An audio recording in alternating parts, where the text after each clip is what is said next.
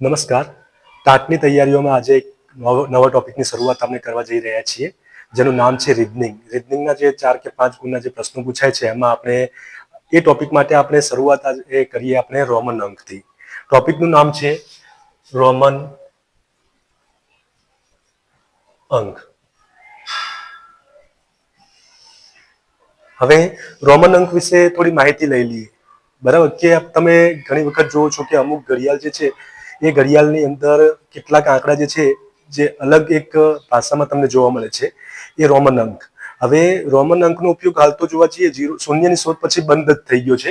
બરાબર, કે શૂન્યની શોધ થઈ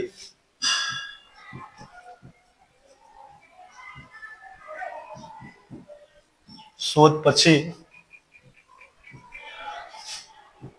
રોમન અંકનો ઉપયોગ ઘટી ગયો.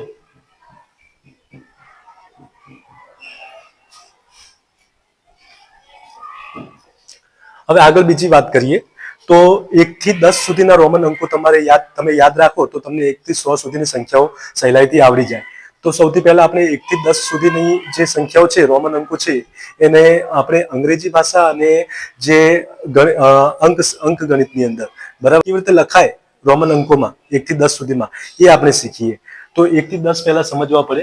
જેમ કે હવે 1, 2, 3, 4, 5, 6, 7, 8, 9 ને 10. હવે આને રોમન અંકમાં દર્શાવવા હોય તો આપણે એકને શું કહીશું? આઈ.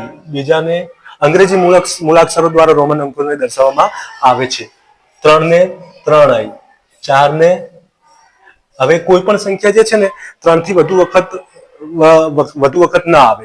બરાબર, અહીંયા 3 થયું, બરાબર, તો ચોથી વખત 4 આઈ થશે નહીં. તો એની જગ્યાએ શું આવશે? આઈવી. અને પાંચમો જે સંખ્યા છે ને, પાંચમી સંખ્યામાં એક આગળનો મૂળાક્ષર ઓછો થઈ જશે, એટલે કે પાંચમું શું આવશે? વી. 6 નું શું આવશે? તો 6 નું યાદ રાખવાનું છે તમારે વી આઈ. 7 નું યાદ રાખવાનું છે વી ડબલ આઈ. 8 નું યાદ રાખવાનું છે વી ટ્રિપલ આઈ. હવે 3 વખત એક રોમન અંક આવી ગયો, બરાબર. તો હવે અહીંયા ચેન્જ થશે. અહીંયા શું આવશે? આઈ એક્સ. અને 10માની અંદર એ આગળનો એક મૂળાક્ષર ઓછો કરીએ તો એક્સ. આ મુજબ I double I, triple I, I V, V, V I, V double I, V triple I, I X અને એક્સ સુધીની આપણે સંખ્યા યાદ રાખીએ તો આપણને 10 સુધીની 100 સુધીની જે સંખ્યાઓ છે એને રોમન અંકમાં દર્શાવતા આપણને આવડી જાય. કુલ 3999 સુધીની સંખ્યાઓ જે છે ને એ રોમન અંકમાં દર્શાવી શકાય. કેટલી સંખ્યાઓ? 3999 સુધી સંખ્યા રોમન માં લખી શકાય.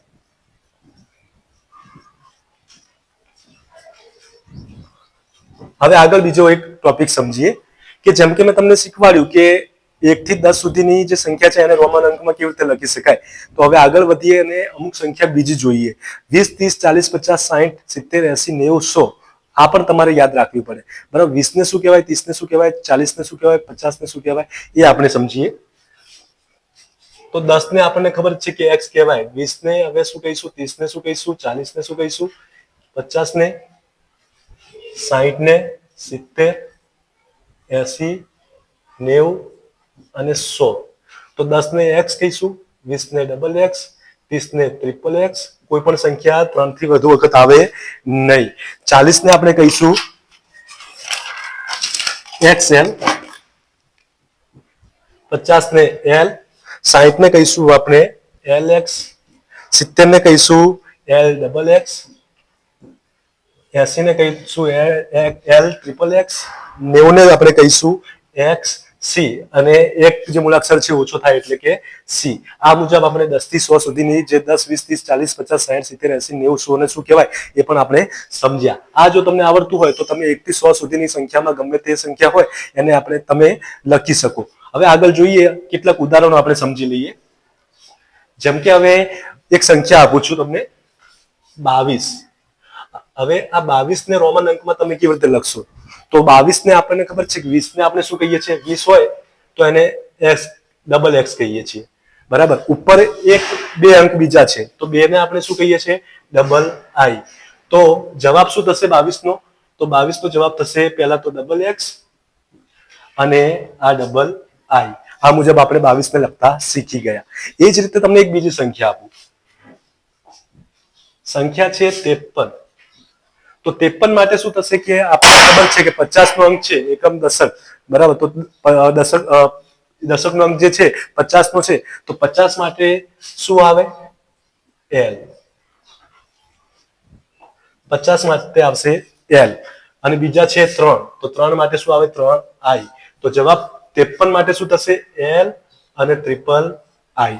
આ મુજબ આપણે કોઈ પણ સંખ્યા હોય એ કોઈ પણ સંખ્યાને આપણે દર્શાવી શકીએ છીએ રોમન અંકની અંદર. બીજા કેટલાક ઉદાહરણ પણ જોઈએ. જેમ કે હવે સંખ્યા આપું છું તમને 66. તો 66 માટે શું આવશે? તો 66 માટે પહેલા આપણે 60 નો રોમન અંક આપણને ખબર હોવો જોઈએ. તો 60 માટે રોમન અંક હતો LX. LX અને બીજા 6. તો 6 માટે શું હતું? 5 માટે V હોય તો 6 માટે શું આવશે? VI. આ રીતે આપણે 66 ને પણ દર્શાવી શકીએ. તો તમને 1 થી 100 સુધી આવડ્યું. હવે એ રીતે આપણે 100 થી 1000 સુધી માટે રોમન અંકો શીખીએ. તો શરૂઆત કરીએ આપણે. 100 ને શું કહેવાય? 200 ને શું કહેવાય? 100, 200, 300, 400, 500, 600, 700, 800, 900 અને 1000. તો હવે 100 માટે આપણે શું કહીશું? અને તો 100 માટે આવશે C, 200 માટે આવશે ડબલ C, 300 માટે આવશે ટ્રિપલ C. હવે 3 વખત C આવી ગયો છે, બરાબર. તો ચોથી વખત કોઈ પણ સંખ્યા રિપીટ થતી નથી. તો 400 માટે આવશે C, D. એક મૂળાક્ષર 500 માં 500 નું મૂળાક્ષર રોમન અંકનું મૂળાક્ષર યાદ રાખવાનું છે તમારે. એક મૂળાક્ષર ઓછો કરીએ તો D, બરાબર. હવે 600 ની અંદર આવશે DC, D double C, D triple C. અને 1000 નો આવે છે M. તો અહીંયા આવશે C, M. અને 1000 ની અંદર આગળનો મૂળાક્ષર ઓછો થશે એટલે કે M. આ રીતે આપણે કોઈ પણ સંખ્યા હોય 1000 સુધીની, તો એ સંખ્યા પણ આપણને આવડે. બીજા પણ તમને અંક આપી દઉં. એક 1000 નો, 2000 નો અને 3000 નો. તો 1000 નો અંક શું થશે? M. 2000 નો ડબલ M અને 3000 નો ટ્રિપલ M. આ મુજબના અંક જે છે એ અંક રોમન અંક માટે થશે. હવે આગળ વધીએ. કેટલાક ઉદાહરણો આપણે જોઈ લઈએ બીજા પણ. તો જેમ કે એક સંખ્યા આપું છું તમને 1111. તો 1111 જે છે સંખ્યા છે એના માટે શું કરીશું? તો 1000 માટે કયો હતો? M હતો, બરાબર. પછી 1000 પછી 111 છે. 111 ની અંદર બીજું શું આવશે? 100 માટે આપણે લખતા હતા C. અને C પછી આવશે 10 સંખ્યા માટે X. અને બીજો છે એક અંક છે 1, બરાબર. તો એટલે કે I. આ રીતે જો 1000 માટે M, પછી 100 માટે C, અને દશકના એ અંક માટે X અને 1 માટે I.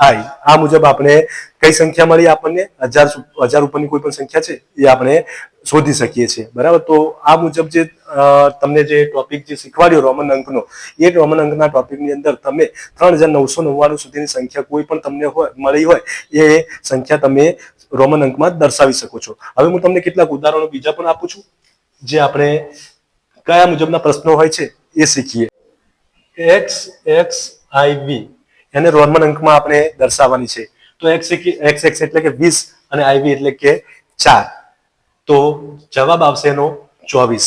એક બીજી રકમ જોઈએ આપણે કે LIX ના અંકમાં કેવી રીતે લખાય. LIX એને અંકમાં લખવાનું છે. તો L એટલે આપણને ખબર છે કે 50 અને IX એટલે શું થશે? 9. તો જવાબ શું આવશે? 59.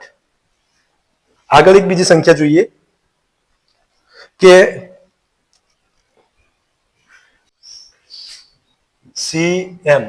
CM કઈ સંખ્યા માટે લખવામાં આવે છે? તો જવાબ આવશે એનો 900. ત્યાર પછી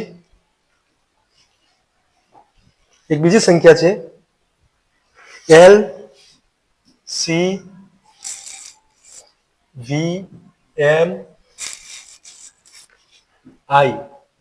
આને ચડતા ક્રમમાં ગોઠવવાની છે. ચડતા ક્રમમાં. ગોઠવો તો એના માટે જવાબ આવશે L એટલે કે 50, C એટલે કે 100, V એટલે કે 5, M એટલે કે 1000 અને I એટલે કે 1. હવે ચડતા ક્રમમાં આપણે એને જ્યારે ગોઠવીએ તો શું થશે કે પહેલી સંખ્યા જે છે સૌથી નાની કઈ છે 1, બીજી છે 5, 50, 100 અને 1000. તો જવાબ જે છે 1 માટે કયો છે I,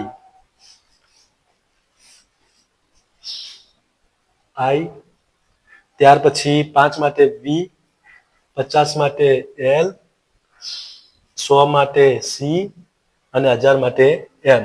આ ચડતો ક્રમ થશે. આનો જવાબ શું આવશે IVLC M.